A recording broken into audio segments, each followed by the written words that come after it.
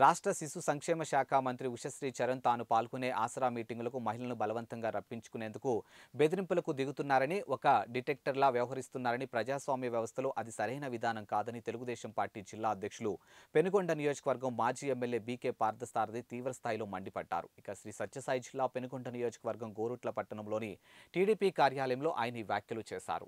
ఆసరాకు సంబంధించి నిన్నటి రోజున సోమందేపల్లిలో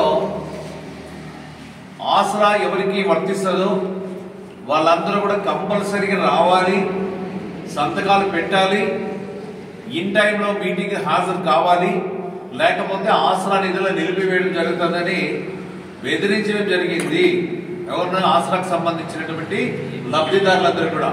అంటే మంత్రి అయితే మాత్రం బెదిరించి వాళ్ళని ఇబ్బందులు గురి చేస్తున్నారు. ఇది డెమోక్రసీలో ఇది చాలా తప్పు, ఇది డిక్టేటర్షిప్ కాదు. కాబట్టి ముఖ్యంగా ఎవరైతే ఆసరా డబ్బులు వర్తిస్తుందో వాళ్ళందరూ కూడా ఎవరు భయపడాల్సినటువంటి అవసరం లేదు. ప్రభుత్వం ఇస్తున్నటువంటి పథకాలకు సంబంధించినటువంటి నిధులు వాళ్ళ రాకపోయినా అది వాళ్ళకి ఎవరైతే అధికారులు ఉన్నారో వాళ్ళ డబ్బులు ఇవ్వాల్సినటువంటి అవసరం ఉంది. ఇదేదో ఎలక్షన్స్ కోసం బెదిరిస్తా ఉంటే ఎవరు బెదిరుకునే అవసరం లేదు. ఈ 2 నెలల తర్వాత కొత్త ప్రభుత్వం వస్తుంది. ప్రజాస్వామ్య వ్యవస్థలో బెదిరింపులు కూడదు. ఏమైనా బెదిరిస్తే వాళ్ళ ఆసరా వ్యక్తులకి, ఆ లబ్ధిదారులకి మేము అండగా ఉంటామని హెచ్చరిక జారీ చేస్తున్నాం. ఉషశ్రీ, నువ్వేమో డిక్టేటర్షిప్ కాదు, నువ్వేమో రాజ్యాంగేతర శక్తి కాదు. నువ్వు రారాజు లేకపోతే రాజు అనుకుంటున్నావు. రాజు కాదు, ఇది ప్రజలు ఇచ్చినటువంటి తీర్పుతో ఎన్నిక కాబడినటువంటి ఒక నువ్వు ఎన్నిక కాబడినటువంటి ఒక వ్యక్తి. అయితే నువ్వు ఆ విధంగా కాకుండా ఏదో ఒక నియంత్రణ వ్యవహరిస్తున్నావు. ఇది నీకు మంచి పద్ధతి కాదు. ప్రజలు ఈ విధంగా ఉంటే భవిష్యత్ ఎన్నికలో తీర్పు చెప్పడం జరుగుతుంది. నువ్వు కూడా వచ్చింది కళ్యాణదుర్గంలో అన్ని రకాల అవినీతికి పాల్పడి ప్రజలంతా కూడా చీత్కరిస్తే మీ నాయకుడు కూడా ఈ చెత్త పనికిరాదనేటువంటి ఉద్దేశంతో పెనుగొండకి మార్చడం జరిగింది.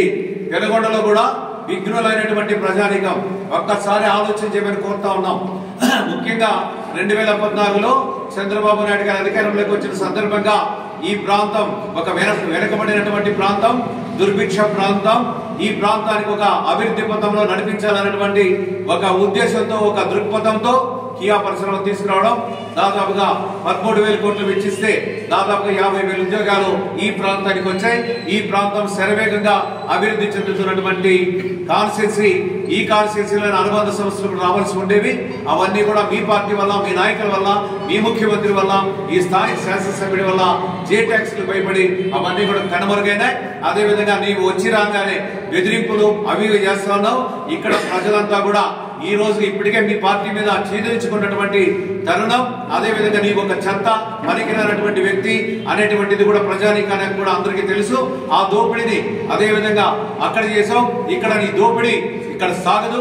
ఈ ప్రాంతంలో కూడా అదే విధంగా వనరులు ఉన్నాయి, అదే విధంగా ఇసుక ఉంది. దాదాపుగా అక్కడ కూడా దోచేసాం. అదే ఇసుక ఇక్కడ దోచేస్తాం, ఇక్కడ కొల్లగొడతామంటే కూడదు. ప్రజలంతా కూడా వేచి చూస్తున్నారు.